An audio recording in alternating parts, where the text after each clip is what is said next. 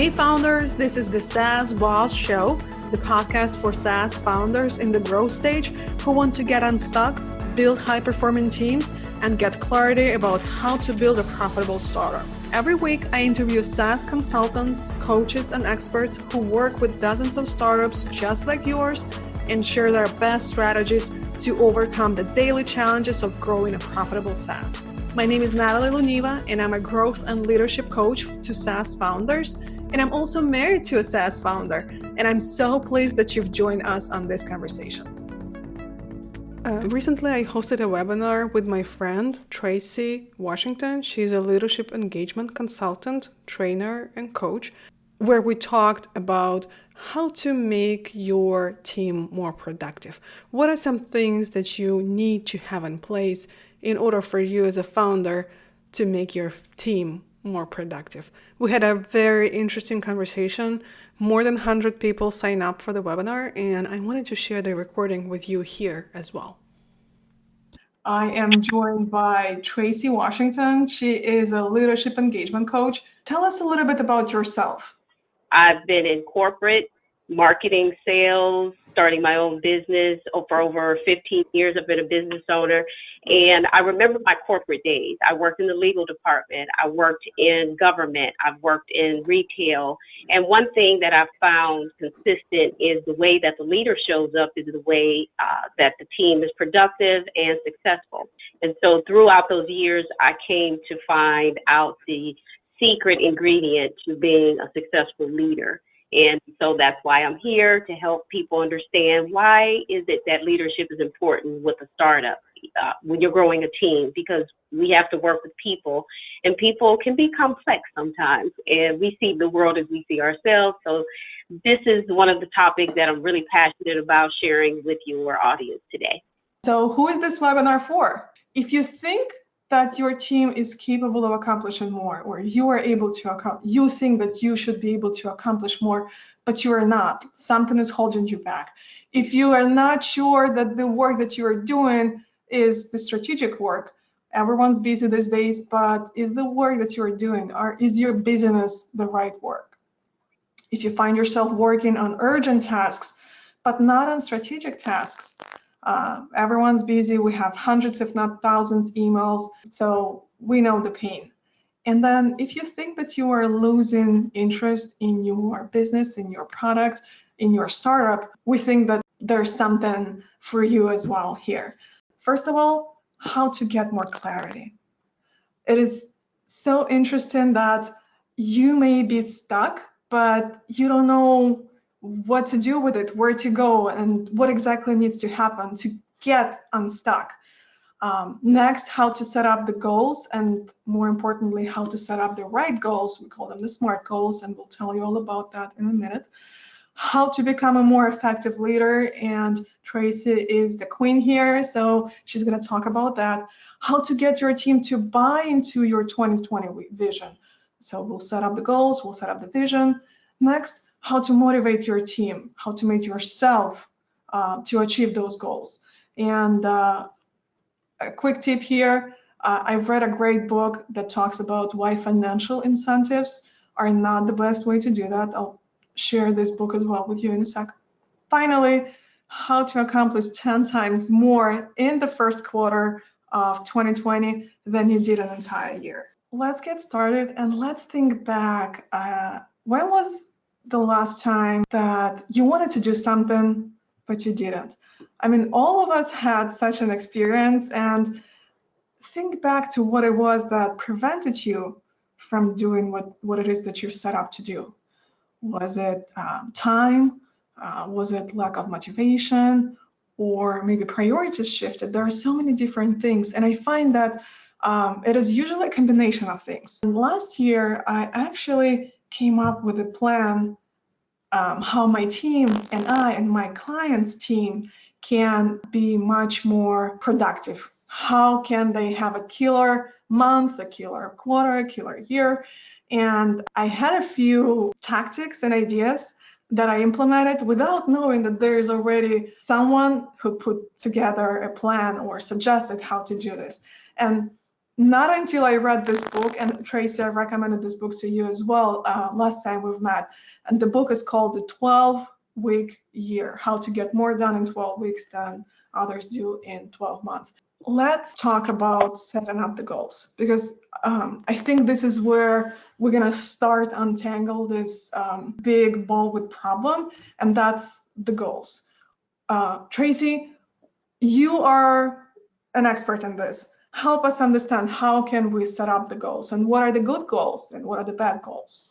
Well, first, you have to know the vision of where you're going. A lot of times people shoot out and goals, let's set these goals, but you have to make sure that your goals are aligned with your vision.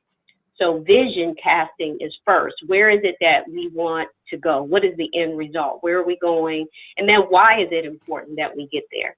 I can't tell you the number of times I've ran across leaders who have goals, but they don't know why they have goals. Many times businesses fail because they set goals that they're not quite ready to achieve. So it's important to sit and think, what is the vision? If sometimes the business grows really fast and you're not prepared and businesses fail. Now, most of us are familiar with the term SMART goals, SMART. So what is it? What is this framework? And I know you've seen it and I know you've done it, but what does it mean as it applies to you? So SMART goals, S, what does that stand for? S is specific.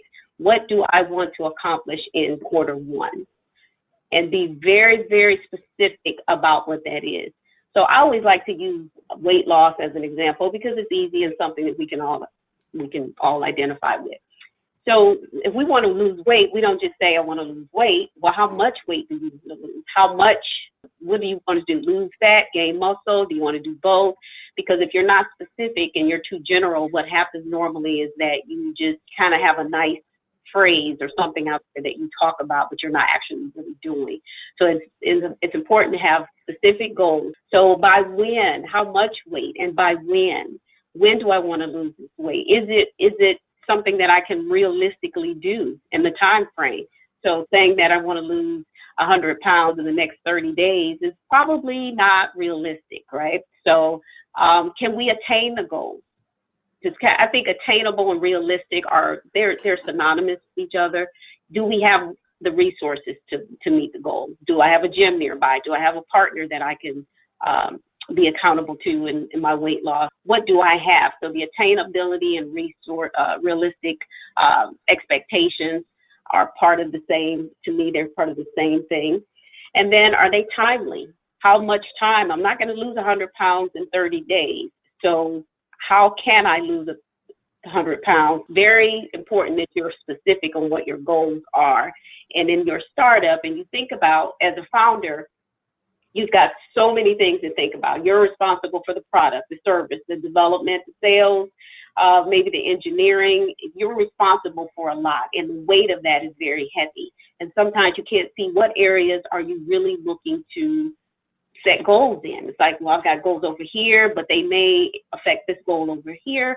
So you have to have a model in where you take your vision and break it down into smaller, SMART goals so that you can achieve it. I think that the two main pieces of a goal is being measurable and being time bound. I actually heard MT goals, not SMART goals, but MT goals. So they need to be measurable and time bound.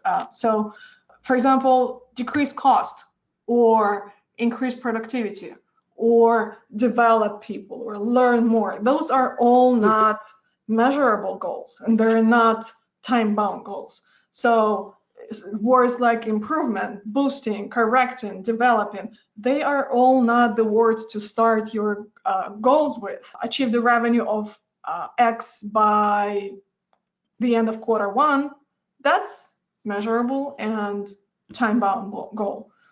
So we need to stay really narrow setting up those goals. Otherwise, it's just we're going to get lost. I think there was a quote that it says it takes 20 years to become an overnight success. Exactly. Exactly. I can't remember exactly who said that, but they've been working behind the scenes, and a lot of people start out wanting to that's their goal, but it's like that's not measurable and that's not realistic maybe right now, and that maybe your goal is just a revenue goal. Maybe you should just concentrate on building a team. Maybe that should be your goal. But you do start with vision and then your goals, and set the goals from your vision. And remember your why. It's very important to remember your why. So the next item on our list is making sure that there is a team buy-in. Now, if you don't have a team, then you need to obviously just buy into what you are set to do. And what exactly can we do to gain this buy-in, Tracy? Building a team is not easy. One of the top 5 reasons that all startups fail is not having the right team. You've got an idea and you go out and you hire people and they've got this one talent and you think that that's all they need to get the whole business going, but it's not. And you get everybody working together. It takes a different skill set to get people to, first of all, work together, take responsibility, accountability, and then you have responsibility. You've got teams sometimes that are very talented, but they may not like you as a leader. And I'm not even suggesting that as a leader you need to be liked. It would be nice. I think there is some portion of leadership that you should be likable. But more important, I think the most important thing is credibility. Your credibility as a leader. Are you the person who has a vision that other people can follow, that they can get into? If you are not the person who I see is credible, you don't show your team that you know what you're doing, or that when you make a mistake, how you make decisions, how you show up, how you communicate. There's a lot of things that go into how to build credibility with your team, and I'll go through a list of those in a second.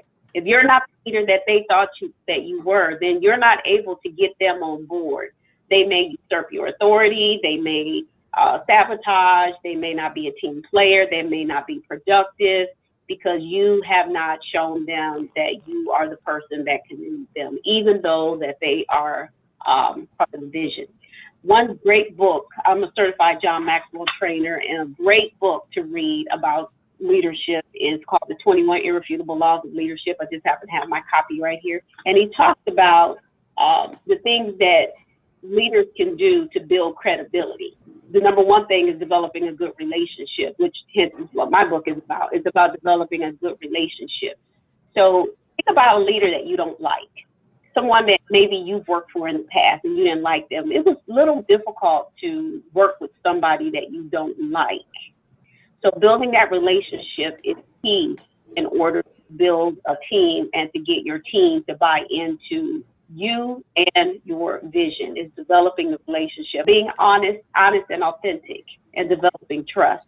I just wrote an article, or I'm about to write an article. I just did the outline for a publication on ways to build trust. Trust is something that every successful business has to have in order for it to continue to be successful. You have to have trust among your team members.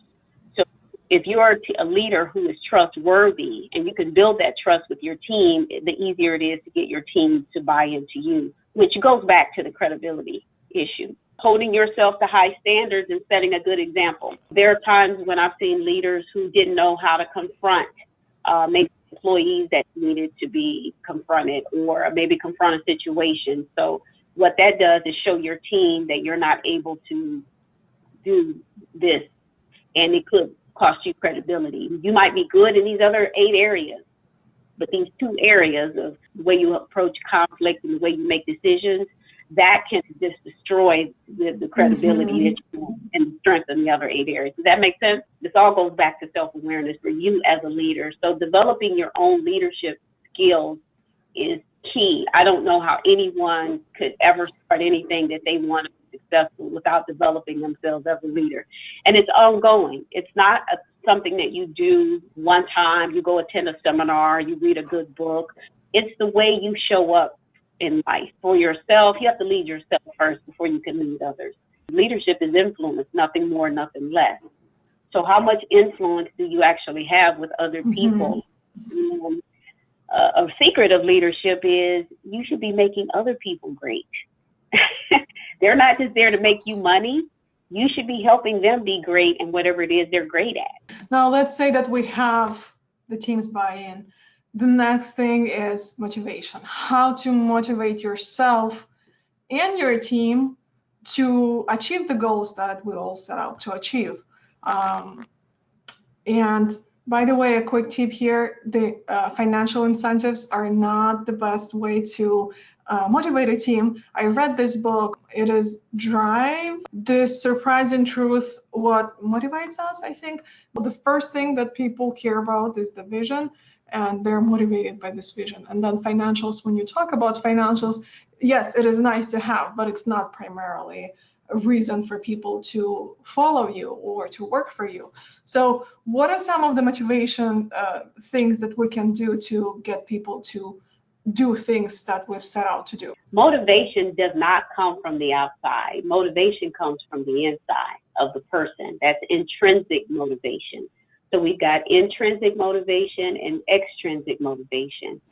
What I can do is inspire you. And I think we get the terms mixed up because they're similar in meaning. And I know we mean well when we say that, but I can't motivate you to go to the gym. I can't. I can't motivate you to do certain things. What I can do is inspire you to want to go. It's different. And the way that I show up as a leader, again, back to the buy-in, that will help motivate you because there will be an intrinsic motivation first, and then the extrinsic motivation would be the things like pay. What kind of person do you want on your team? Is it someone who is just for the paycheck? Because what happens if there's something, some kind of financial devastation that's temporary? Is that person going to leave, or are they going to ride it out with you? If their only motivation for being with you is money, that might not be the right person for your team because they may leave and go elsewhere. It's not that the potential for money is not there. The money is there, but maybe you hit a financial slope where there's something that happened. And it's just a temporary dip or something just happened. And then that person said, well, I'm leaving. It's a great employee, a great team member, but they're saying I'm leaving to go to the next place.